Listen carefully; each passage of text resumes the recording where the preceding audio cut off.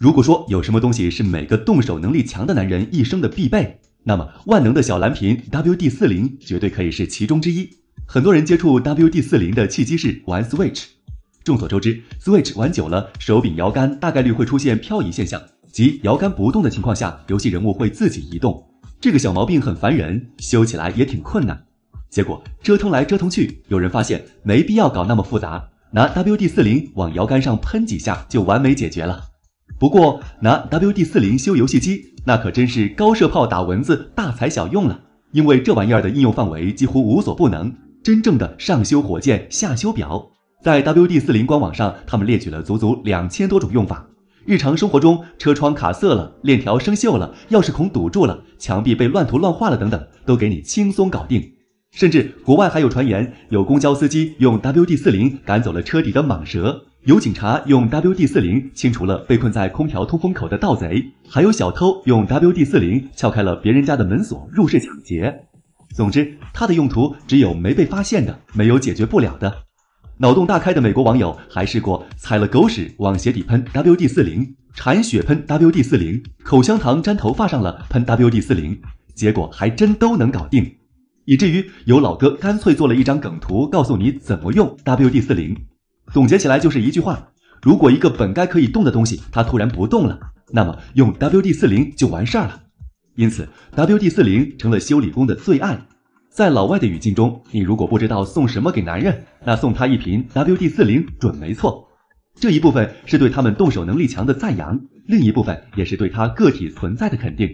更何况得益于特殊的配方， WD-40自带的香味也一直是男人最好的医美。看到这里，你是不是好奇这玩意儿到底是个啥？其实 WD-40就是个润滑剂，网友亲切地称之为美国神油。咱们说 WD-40可以上修火箭下修表，这句话真不是开玩笑。 WD-40有个广为流传的研发故事，据说就是给通用动力旗下康威尔分公司的阿特拉斯洲际导弹去污除锈用的。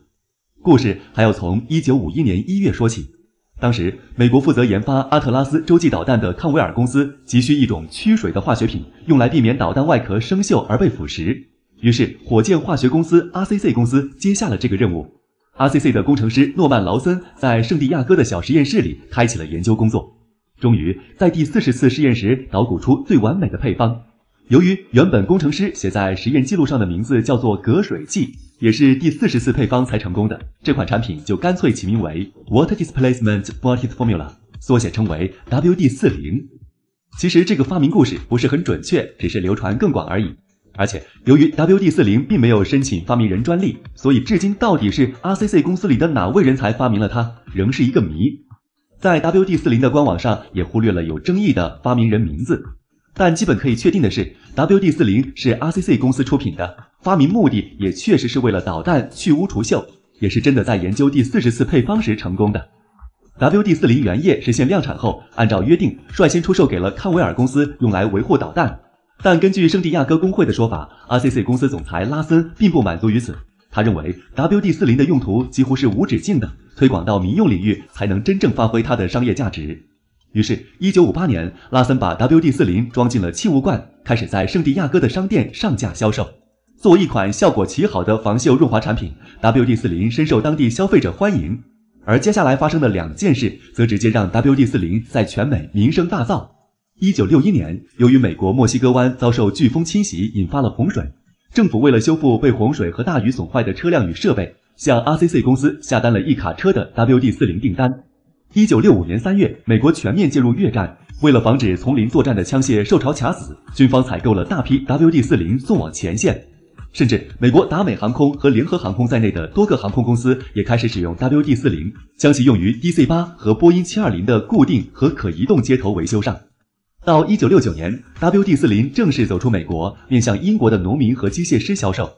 值得一提的是 WD-40长期作为 RCC 公司唯一一款畅销产品，让公司领导非常尴尬，因为公司大名叫火箭化学公司，结果 90% 以上的利润竟然靠的是一瓶润滑剂。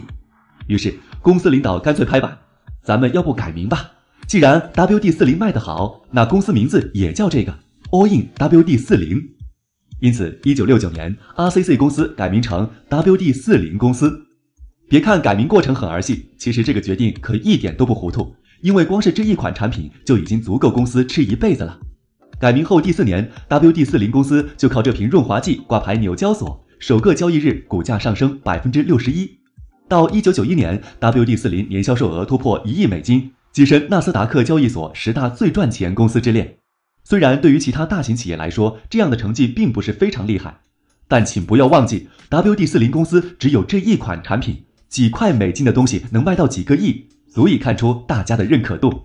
理论上，如此牛叉的工业品应该有很多竞品去模仿，或者直接山寨抄作业。其实，在上世纪80年代，确实有许多公司推出仿制品，甚至直接抄袭 WD-40的包装颜色。但遗憾的是，仿制品的效果始终差点意思。因为 WD-40的配方就和咱们的云南白药一样，它没有申请专利，配方也没有公开过，甚至还被锁在了银行金库里。WD-40官方就曾发布过这么一条新闻。2018年9月12日 ，WD-40公司为了防止产品成分泄露，总裁兼 CEO 加里里奇从美国圣地亚哥 WD-40公司的办公室出发，并委托安全物流公司 Brinks 将它和装有秘密配方的保险箱靠在一起，安全护送到附近的银行金库。虽然这可能和可口可乐的配方保密一样，是个故意制造的营销噱头，但网上关于分析 WD-40配方的帖子确实也不少。有人根据 WD-40公司针对美国市场所提供的物质安全数据表得出结论。WD-40成分包括 50% 的干洗油、25% 的液化石油气、15% 的矿物油以及 10% 未知的惰性成分。欧盟相关法规也要求 WD-40列出与安全相关的成分数据，分别是 60%至 80% 氢化油以及 1%至 5% 的二氧化碳。